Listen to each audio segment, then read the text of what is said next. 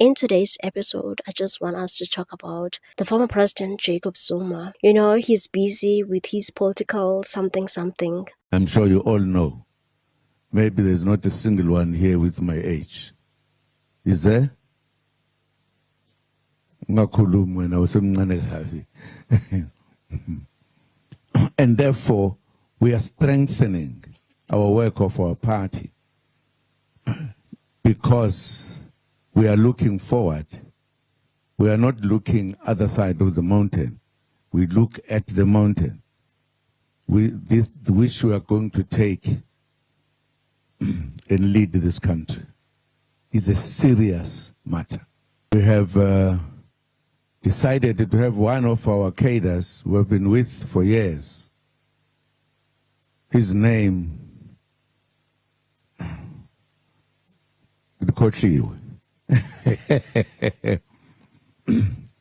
that comrade of ours who's going to join us at the leadership, the top leadership, is Tony Yengeni. Kuphuka mfana kithi uzosijoyina la.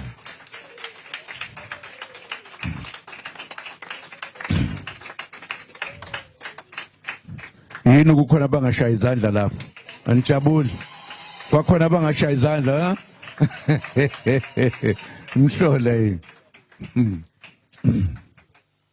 The Umkhonto weSizwe Party recently announced that Tony Yengeni has joined the Umkhonto weSizwe Party.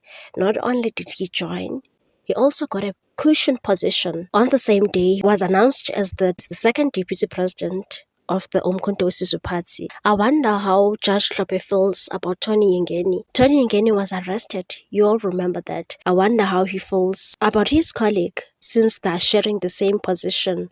And Tony Yengeni, we know Tony Yengeni is not clean. Tony Yengeni was arrested and was sentenced to 4 years, if you still remember that case. Tony Yengeni was sentenced to 4 years in prison for defrauding parliament, and he pleaded guilty to fraud so that he can make a plea agreement with the state. And the charges were related to a 47% discount he received on a luxury 4x4 Mercedes-Benz.